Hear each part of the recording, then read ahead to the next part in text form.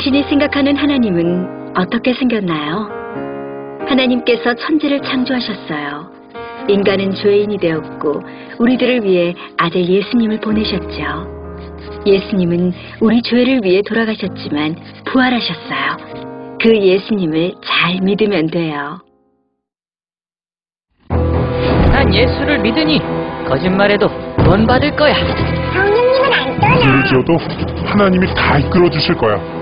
지금은 돈이 나중에 중요해. 열심히 믿지 뭐. 주일 하루면 난 할 일 다 한 거야. 어떤 것도 죽기 전에 그럼 이제 회개기도 어떤 한번 죄를 하면 회개하면 다 용서가 돼? 용서될 거야. 그러니 거짓말뿐이야. 뭐야? 이건 괴물이잖아. 하나님께서 우리에게 주신 성경만이 하나님을 제대로 그릴 수 있습니다.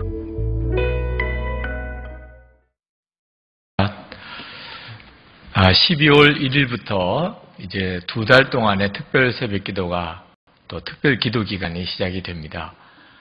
작년에 우리가 위기 가운데서 시작했던 2달 동안의 기도 때문에 하나님께서 나라에 대해서도 놀라운 응답을 주시고 교회에는 정말 말할 수 없는 기적의 해를 올해 살게 하셨습니다.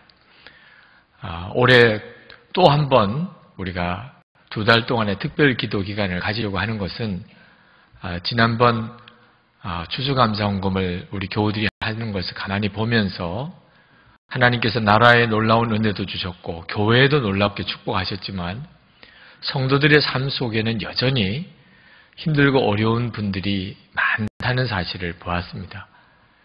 작년보다도 더 어렵다는 분들도 많으신 것을 보았습니다. 이제 2달 동안 다시 한번 하나님 앞에 새해를 맞으면서 기도하려고 합니다. 하나님께서 나라와 교회를 위한 기도 제목 여전히 우리에게 주시고 계시고 또 여러분 개인적으로도 하나님의 기적의 삶을 2010년에 사실 수 있게 되기를 원합니다. 여러분 정말 다 함께 기도하시는데 그런데 하나님 내 소원 이루어 주세요 라고 하는 기도보다는 하나님 저를 인도해 주세요. 하나님 정확하게 저를 주관하시고 저를 인도해 주세요. 그렇게 기도하실 수 있게 되기를 바랍니다. 제가 처음에 기도를 배울 때는 기도가 소원을 이루는 기도인 줄로만 생각했었습니다. 하나님 앞에 내 어려운 사정, 내 꼭 해결될 문제들 해결받는 것이 기도라고 생각했습니다. 근데 하나님께서 저에게 갑자기 어느 날 제 마음에 생각으로 물으셨어요. 너가 도대체 뭘 아느냐? 내 문제를 내가 원하는 대로 해결해 달라고 하는데 너는 도대체 무엇을 아느냐? 아무것도 저는 알 수가 없어요. 너는 아무것도 모르면서 뭘 이렇게 해달라 저렇게 해달라고 하는 게 많으냐? 그때 제 마음에 기도 방향을 바꿔야 한다는 걸 알았습니다. 여러분, 여러분의 마음의 소원이 이루어지기를 기도하는 것이 아니고 하나님이 계획하시는 뜻대로 여러분이 갈 수 있게 해달라고 주님이 인도하는 그 길로 여러분이 순종하여 갈 수 있게 해달라고 기도하셔야 합니다. 예수원을 세우신 대천덕 신부님께서 가르치는 일을 잘하세요. 그분이 가르치면 많은 분들이 은혜 받고 깨닫고 정말 은사가 있으신 분입니다. 가르치는 은사가. 그런데 은사는 가르치는 은사인데 하나님께서 계속 목회만 하게 하시는 겁니다. 교우들을 신방하고 교회를 치리하고. 대천덕 신부님께서 하나님께 해를 거듭할수록 기도하기를 하나님 저는 가르치는 은사가 있습니다. 저는 가르치는 건 잘하겠어요. 그런데 목회는 너무 힘들어요. 하나님 제게 가르치는 사역의 길을 열어달라고 그렇게 오래 기도하는데도 하나님이 들어주시지 않는 겁니다. 그래서 어느 날 갑자기 대천덕 신부님이 기도가 바뀌셨어요. 하나님, 만약에 하나님의 뜻이 제가 이렇게 목회를 하는 게 하나님의 뜻이라면 그렇다면 알겠습니다. 그 대신에 하나님, 이렇게 힘들고 어렵게만 할 수는 없지 않습니까? 제가 목회하는 게 하나님 뜻이라면 재미있게 하게 해주세요. 기쁨으로 하게 해주세요. 이렇게 기도를 했더니 갑자기 하나님이 막 웃으시는 것 같은 느낌을 받았다는 거예요. 진작에 그렇게 기도하지, 좀 진작에 그런 마음을 느꼈다는 겁니다. 그리고는 정말 그 다음부터 목회가 재밌어지고 기뻐지고, 그러니까 아이디어도 생기고 좋은 열매도 맺히고 목회 사역이 너무너무 달라졌다는 거예요. 그렇게 재미있게 목회를 이제 막 하는데 하나님께서 한국으로 보내셨어요. 한국의 성공회 신학대학교를 설립하면서 그 학장으로 대천덕 신부님이 이제 한국에 오게 된 겁니다. 정말 가르치는 사역을 이제 하게 된 거죠. 근데 와서 한국의 신학생들을 가르치면서 보니까 목회 경험이 얼마나 중요한 것이었는지, 실제로 목회를 해본 경험이 신학생들에게 가르쳐 보니까 얼마나 소중한 경험이었는지, 하나님이 왜 나에게 가르치는 은사를 주시면서 목회를 하게 하셨는지를 알겠더라고. 정말 그때는 진심으로 감사를 드렸노라고 간증하시는 내용을 들었습니다. 여러분이 하나님께 기도할 때 꼭 기억하셔야 합니다. 내 소원대로 해주세요가 아니고 하나님 저를 인도해 주세요. 하나님이 인도하는 대로 가게 해주세요. 그렇게 기도하셔야 합니다. 환난이 오는 것도 문제가 아닙니다. 여러분에게 큰 어려움이 생긴 것도 사실은 문제가 아니에요. 내가 지금 주님의 인도를 받고 있느냐 아니냐 하는 것이 문제입니다. 주님의 인도를 받고 있다면 사망의 음침한 골짜기를 지나갈 수도 있어요. 그 골짜기를 지나가면 푸른 초장이 있는 겁니다. 주님의 인도하심 따라만 가면 그 길이 사는 길인 거죠. 오늘 읽은 사도행전 18장 12절부터 이 내용은 얼핏 읽으면 그저 사도 바울의 전도 여행 중에 평범한 그런 일기 같아 보입니다. 근데 오늘 이 말씀 속에 사도 바울이 하나님의 인도하심을 받은 삶의 놀라운 간증이 나옵니다. 너무너무 감동적이고 우리에게 주는 너무 강한 메시지가 있습니다. 그 말씀을 여러분과 오늘 나누려고 합니다. 사도 바울이 고린도에서 처음 전도할 때 사도 바울은 솔직히 고린도는 아닌 줄 알았어요.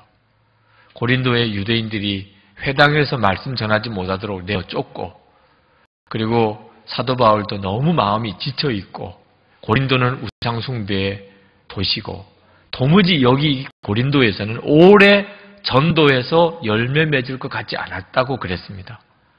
사도 바울은 두려워 떨었다고까지 했어요. 하나님, 이제 어디로 가야 되나요? 이렇게 기도를 하고 있었던 때에 깊은 밤중에 하나님의 응답이 온 겁니다.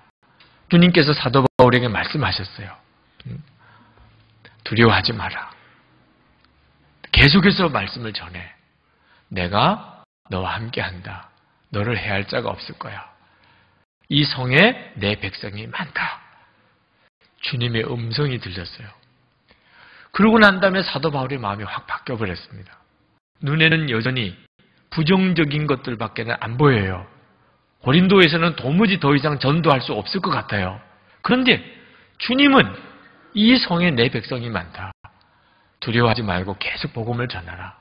그렇게 응답을 주신 겁니다. 그 사도 바울이 자기 눈에 보이는 대로 판단하지 않고 주님이 주시는 응답을 붙잡고 계속 복음을 전했더니 고린도에 큰 교회가 서게 된 겁니다. 여러분, 우리가 정말 주의 인도를 받으면 내 눈에 보는 것과 하나님의 계획이 얼마나 다른지 깜짝깜짝 놀랄 정도입니다. 그런데 그런 응답을 받고 고린도에서 복음을 전하는데 큰 위기가 왔어요. 총독이 바뀌게 되었는데 갈리오라는 사람이 새 총독으로 왔습니다. 그때 유대인들이 총독에게 찾아갔어요. 그리고 사도 바울을 고소했습니다. 자, 이건 무슨 의미가 있느냐 하면 사도 바울을 사형시켜달라는 거예요. 사형. 죽여달라.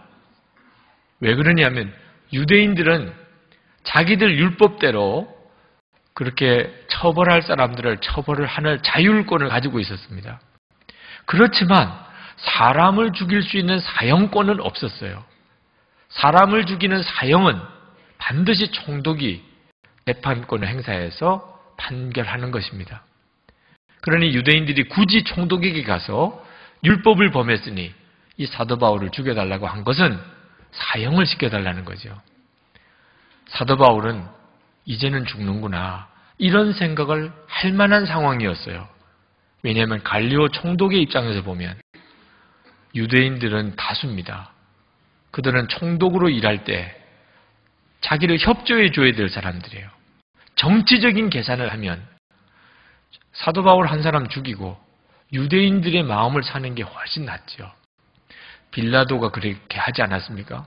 빌라도가 예수를 죽일 만한 이유가 없었는데 유대인들이 죽이라고 하니까 빌라도가 정치적인 계산으로 예수님을 십자가에 못 박게 된 거잖아요.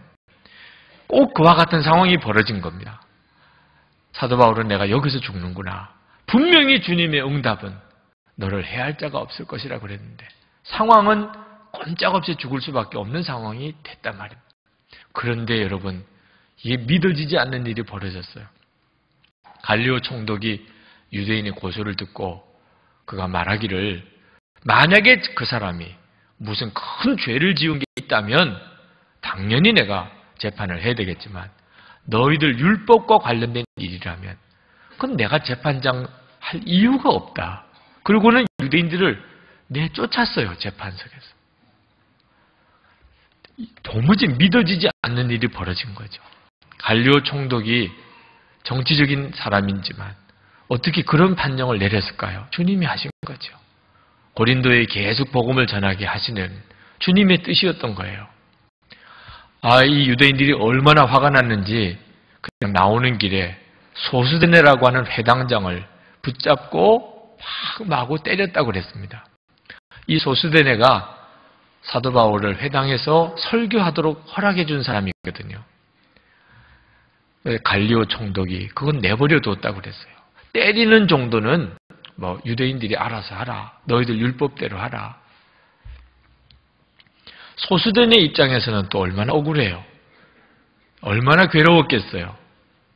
그런데 그것도 그런 게 아닌 것이 고린도전서 1장 1절에 보면 바울과 그리고 그 형제 소수데네는 라고 나옵니다. 바울과 소수데네는 동역자가 되었어요. 그날 소수데네가 사도 바울을 대신해서 매를 맞은 일을 계기로 그때부터 소수데네는 바울과 동역자 반열에 서게 됩니다. 참 하나님의 은혜가 놀랍죠.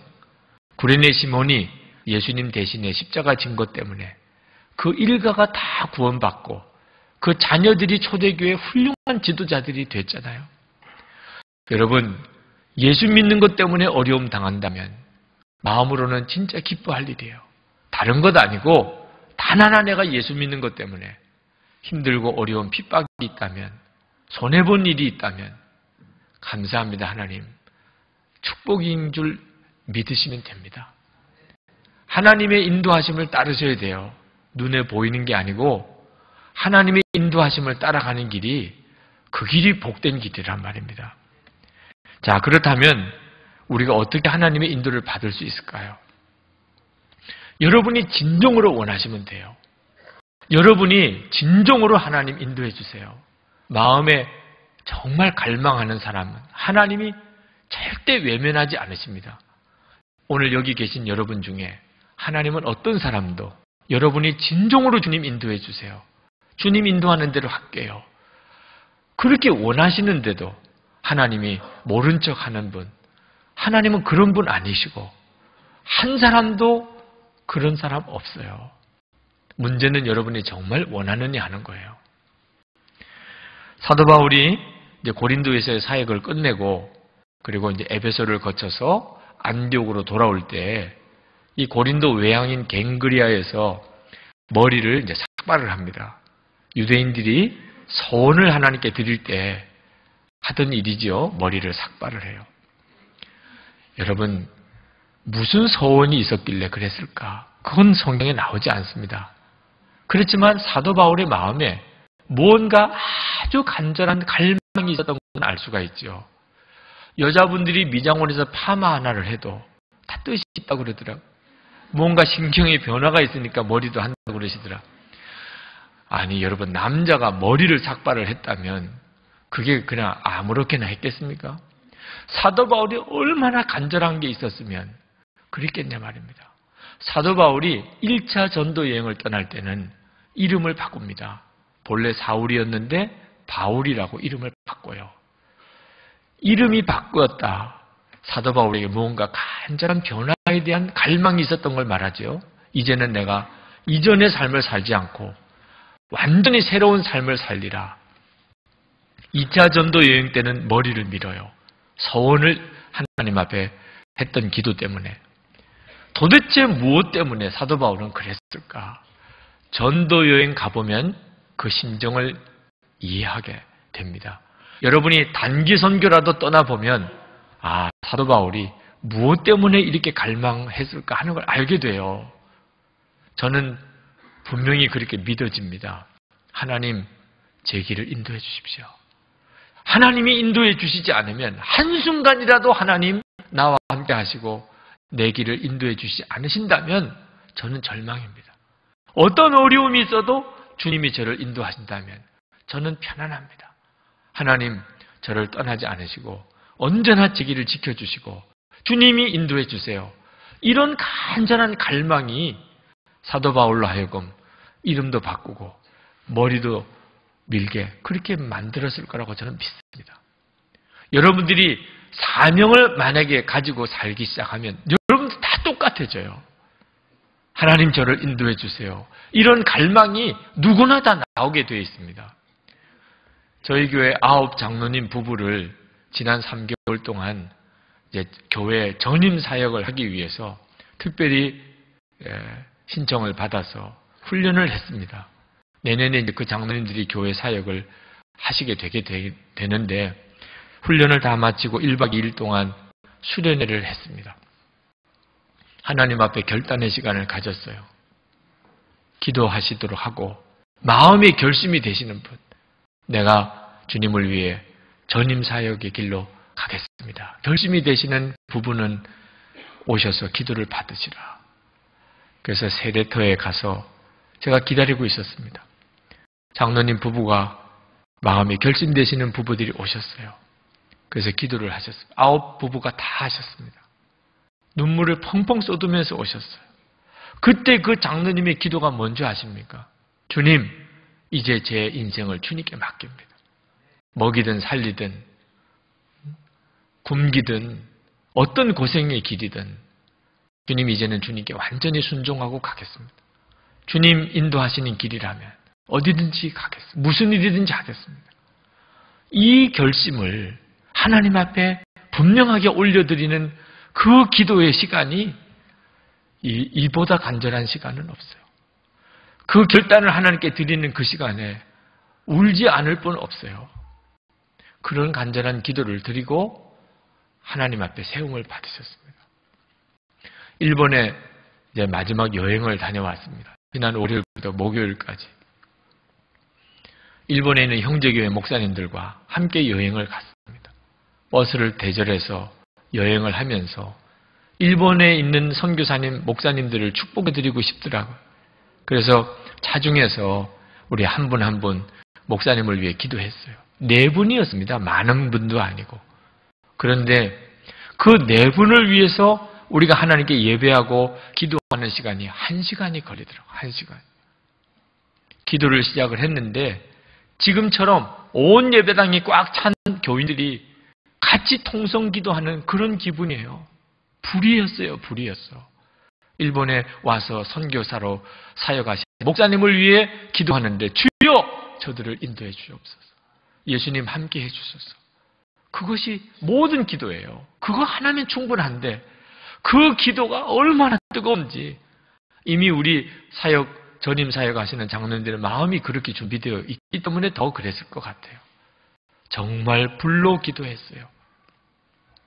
여러분들도 여러분의 삶이 선교사의 삶이라고 그렇게 생각하고 기도하시면 여러분들도 틀림없이 그렇게 기도가 나올 겁니다. 가정생활을 하든 직장생활을 하든 사업을 하든 선교사의 삶이다. 그때부터 나오는 기도는 정말 주님의 인도를 정확하게 구하는 기도. 주님, 주님을 간구하는 그 기도. 이게 마음의 정말 갈망이에요, 갈망. 하나님 반드시 응답하세요. 여러분이 진정으로 주님을 갈망하고 주의 인도를 받기를 원하신다면 반드시 주님을 응답하십니다. 사도 바울이 에베소에 들렀다가 이제 가이사랴로 해서 안디옥으로 갑니다. 에베소에 잠깐 들르는 동안 복음을 전했어요. 에베소에 있는 사람들이 그 사도 바울이 전해주는 복음을 듣고 너무너무 좋은 겁니다. 너무너무 말씀을 더 듣고 싶어요. 그래서 사도 바울을 붙잡았습니다. 가지 마시고 여기 더 계시면서 우리에게 말씀을 좀 계속 전해주십시오. 근데 사도 바울이 좀 냉정하게 거절합니다. 만일 하나님의 뜻이라면 내가 다시 올 겁니다. 그러나 지금은 아닙니다. 그리고는 그 에베소를 떠나요. 여기 만일 하나님의 뜻이라면 사도 바울이 했던 이 말이 그게 사도 바울의 중심이었어요. 사도 바울의 삶의 원칙이었어요. 사도 바울은 만일 하나님의 뜻이라면 그러면 모든 것이었어요. 사도 바울 자신의 생각, 사도 바울 자기가 좋고 싫은 거, 사도 바울 자신의 감정, 사도 바울 자신의 계획 이미 다 십자가에 못 박았습니다. 사도 바울은 오직 하나님의 뜻, 그거 하나밖에 없었어요. 사도 바울은 사실 에베소 교회 사람들이 붙잡을 때 있으면 얼마나 좋아요.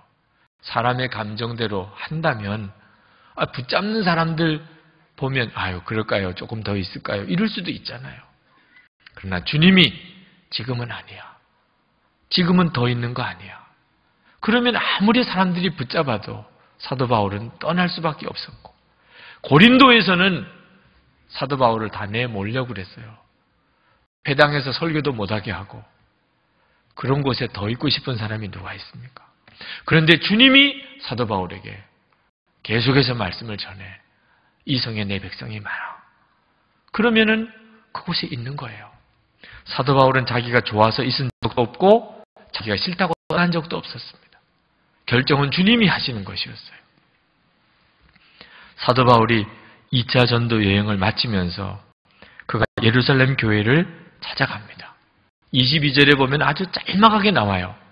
그가 가이사랴에 도착해서 교회로 올라가서 교회의 안부를 전하고 안디옥으로 갔더라.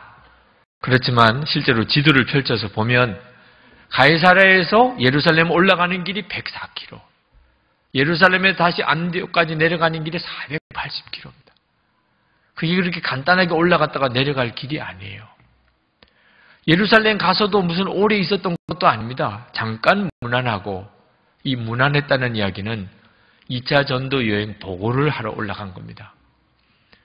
요즘같이 메일로 다 소식을 전할 수 있는 그런 시대라면 굳이 그럴 필요가 없었죠.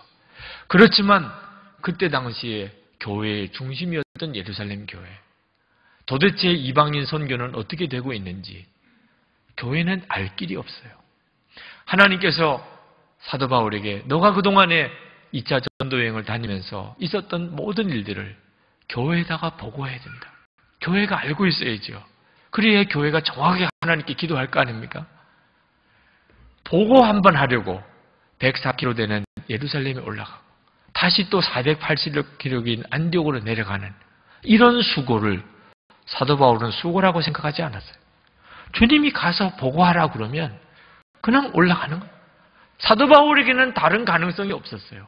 주님이 인도하는 대로입니다. 그리고 다시 안디옥으로 갔다가 또 금방 3차 전도여행을 떠납니다. 대단하죠. 사도 바울이 2차 전도여행을 떠났던 길을 가만히 킬로미터를 합산해 보면 3,000km가 됩니다. 사도 바울이 만약에 자기 감정, 자기 원하는 거, 자기 계획대로 살았던 사람이라면 조금이라도 그런 게 앞섰다면 아마 사도 바울은 이런 전도여행을 못했을 거예요. 3차 전도여행까지 끝내고 이제는 로마에 가서 로마에서 복음을 전하고 거기서 순교하는 것으로 사도 바울의 위대한 선교여행은 끝납니다. 도대체 사도 바울이 어떻게 그런 선교여행을 할 수 있었을까? 오직 하나예요. 주님의 뜻이면 있고 주님의 뜻이면 가는 거예요. 그거 외에는 사도 바울은 다른 아무런 원칙이 없었어요. 그러나 여러분, 이게 사도 바울에게만 해당되는 문제가 아니라는 거 아십니까? 우리가 예수님을 믿고 예수님을 영접했다면 이제 우리의 삶에도 똑같은 원칙인 것입니다. 예수님께서 여러분의 마음의 중심에 계시다면, 그렇다면 이제부터는 하나님의 뜻이라면 하는 것이고, 하나님이 허락지 않으시면 안 하는 것, 원칙 하나밖에 없는 거예요. 여러분이 그렇게 살아보시기 바랍니다. 여러분의 생애가 나름대로 애를 많이 썼지만 그래도 뭔가 내놓을 것이 없다면 여러분이 원하는 대로 살았기 때문이에요. 하나님의 뜻이라면 이 원칙이 분명하지 않았기 때문입니다. 이제부터 여러분의 남은 생에 정말 무언가 거둘 게 있는 생애가 되려면 주님의 뜻이라면 사도 바울이 가지고 있었던 유일한 원칙이에요.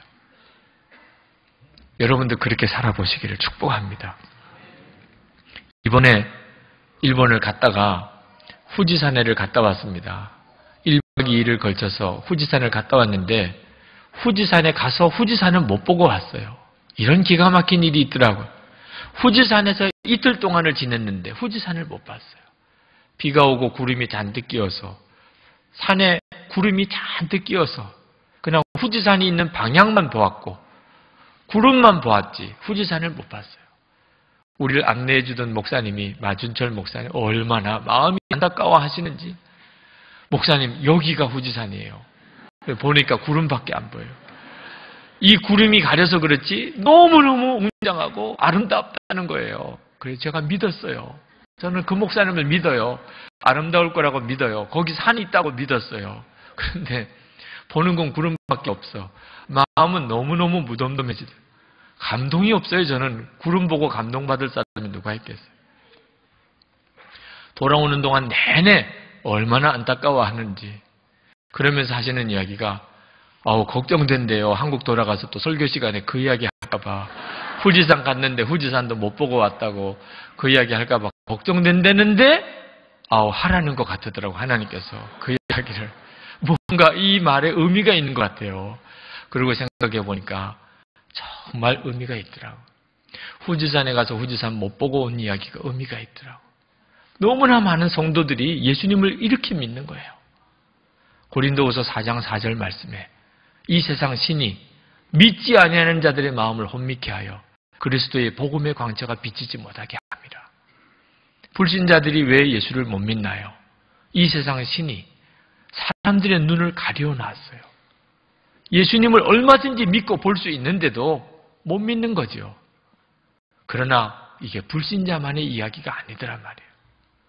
예수를 믿는 성도들도 똑같다는 거예요. 여러분, 예수님이 여러분 안에 계신 거 믿으시지요? 다 믿으시죠. 말씀이 그렇게 되어져 있으니.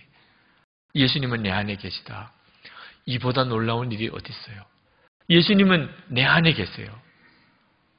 성경에 나오는 그 예수님, 천국 가서 만날 그 예수님, 실제로 그 예수님이 지금 내 안에 계시다 이 말입니다. 이보다 더 놀라운 일이 어디 있어요? 다 믿는다고 그래요. 다 믿는다.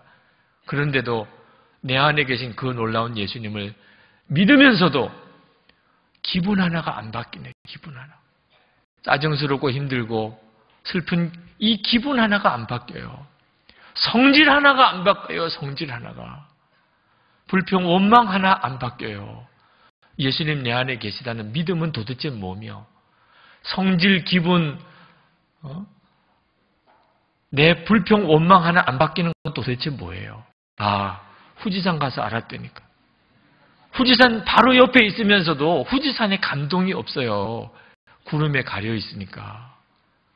예수님 내 마음에 모시고도 내 눈이 세상에 완전히 가려 있으면, 그러면 예수님 모시고 살면서도 성질 하나 안 바뀌고 기분 하나 안 바뀌고 불평 원망 하나 안 바뀌는 이런 기가 막힌 삶을 살더라고요. 성도 여러분, 주님과의 친밀함에 눈이 뜨여야 주님의 인도하심을 따라 사는 위대한 삶을 사는 거예요. 오늘 이 시간에 여러분들이 정말 그 문제에 대해서 주님께 기도해야 합니다. 이미 우리는 너무 놀라운 믿음을 가지고 있어요. 예수님은 어디 다른 데 계신 게 아니고 지금 나와 함께 계신 거예요. 그런데 내 눈이 영적으로 가려져 있는 상태에 있으면 예수님 내 마음에 계시다고 아무리 머리로 믿어도 실제로 내 삶에는 아무런 변화도 능력도 없단 말입니다. 눈뜨게 해달라고 기도하셔야 돼요.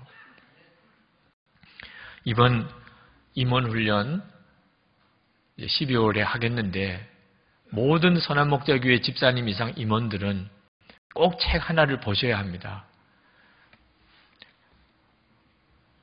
종의 마음이라는 책이에요. 토미 테니 목사님이 쓰신 책인 너무너무 감동적인 책입니다.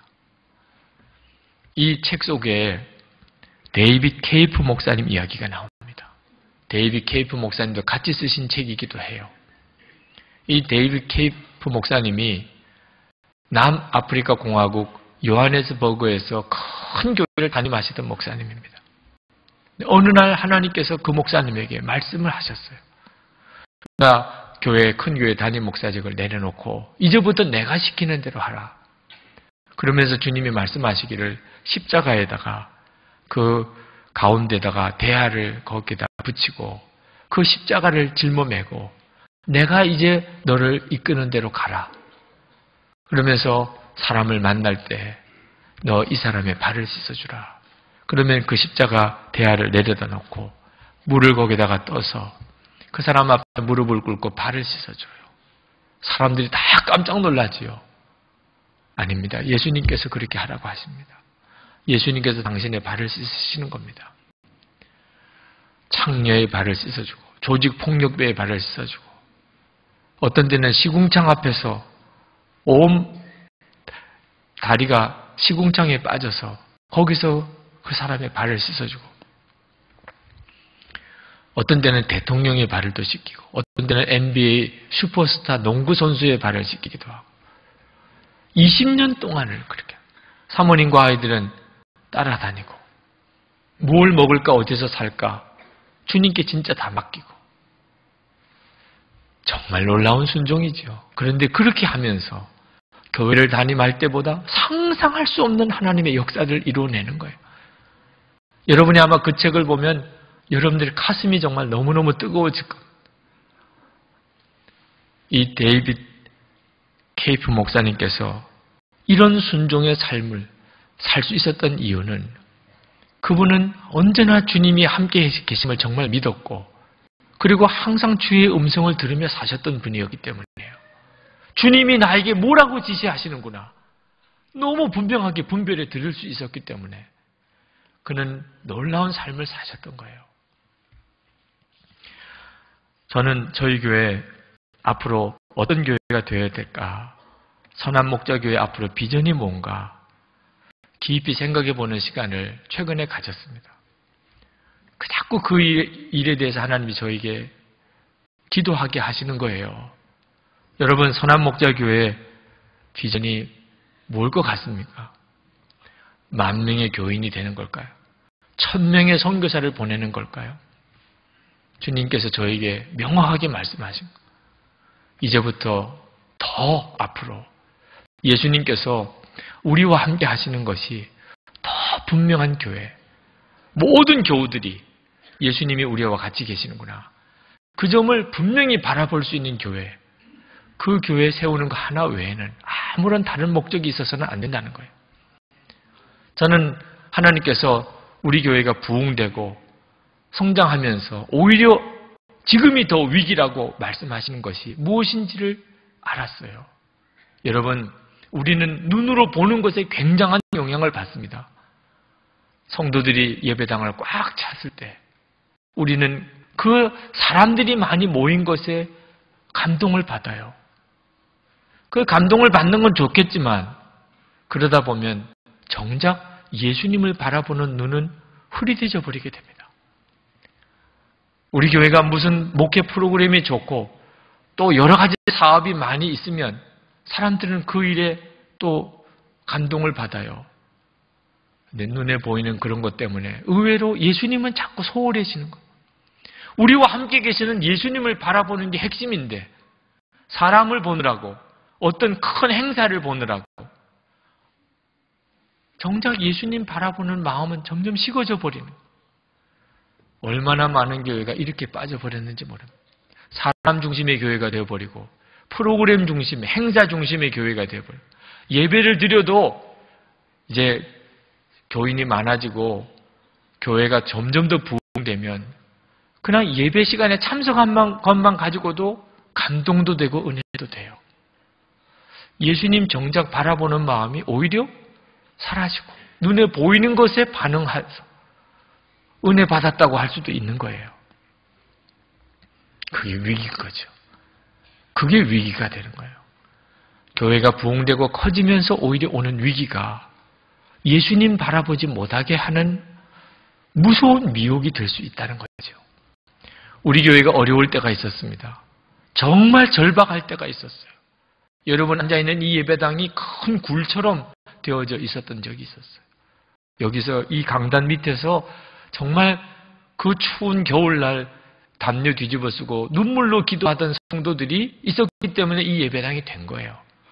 이 예배당 인테리어 했던 걸 다 뜯어내고 나면 콘크리트가 나오는데 거기에 성도들이 기도의 제목들이 빼곡히 써져 있습니다. 아마 그때를 보지 못하신 분들은 정말 상상하기가 어려울 거예요.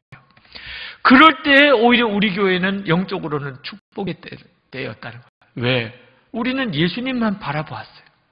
현실이 너무 어려우니까 예수님만 바라. 그것이 영적으로는 축복이었다는 거죠. 모든 것이 다 풍성해질 때가 언제나 우리에게는 영적인 위기예요. 선한 목자교회가 계속해서 건강한 교회가 될 수 있는 핵심은 우리와 함께 계시는 예수님을 지금보다도 더 분명하게 바라보는 겁니다. 많은 성도들이 예수를 믿으면서도 아직도 자기 삶의 주인이 누군지를 정확히 몰라요. 여러분의 삶의 주인은 예수님 맞습니까? 그 점을 아직도 분명히 몰라요. 그게 위기인 거예요. 한 사람이라도 가정에서든 직장에서든 교회에서든 한 사람이라도 예수님에게 온전히 순종하는 사람이 생기면 그러면 전체 분위기를 바꿔요. 예수님께서 겟세마네 동산에서 기도하셨던 거 기억하죠? 나의 원대로 마시고 아버지의 뜻대로 하시옵소서. 그 예수님이 지금 우리 안에 계시단 말입니다. 우리 안에 오셔서 예수님은 끊임없이 우리에게 그렇게 기도하세요. 나의 원대로 마시고 아버지의 뜻대로 하시옵소서. 이 기도가 사는 길이고 그리고 그 기도 속에 진짜 축복이 있어요. 오늘 성도 여러분, 이제 우리가 전심으로 하나님께 기도하게 될 터인데 기도의 제목은 하나입니다. 하나님의 뜻대로 하시옵소서. 주님의 뜻대로 나를 인도해 주시옵소서. 이 시간에 우리 같이 기도하십시다. 하나님 그렇습니다. 정말 내 원대로 마시고 주님의 뜻대로 하시옵소서. 통성으로 기도하겠습니다. 할렐루야. 하나님 크시고 놀라우신 하나님의 은혜를 감사합니다. 오늘도 하나님 사랑하는 성도들을 축복하시고 주여 붙들어 주시고 주님의 은혜를 더하여 주시고 믿음의 결단을 주시고 사모하는 마음으로 하나님께 영광 돌리고 오늘도 하나님 눈물로 주님 앞에 결단하며 주의 인도함을 구하며 나가게 하여 주옵소서. 주님 인도해 주소서. 주님께 내 남은 생애를 맡깁니다. 하나님 불평 원망하지 아니하고 하나님 좌절하고 낙심하지 아니하고 아버지 하나님 찬송하며 감사하며 주님 앞에 나아갑니다. 오늘도 사랑하는 성도들을 붙들어 주소서. 역사해 주소서. 주여 기름 부어 주소서. 하나님 충만하소서. 놀라우신 나의 하나님, 놀라우신 나의 아버지, 은혜를 더하소서. 놀라운 역사를 더하소서. 아버지 하나님 충만하신 주님의 은혜, 기름 부음이 충만하신 주님의 역사 더하여 주시기를 원합니다. 놀라우신 하나님 붙들어 주시는 나의 주여 은혜를 더하소서. 하나님 역사하소서. 축복해 주소서. 힘을 더하여 주소서.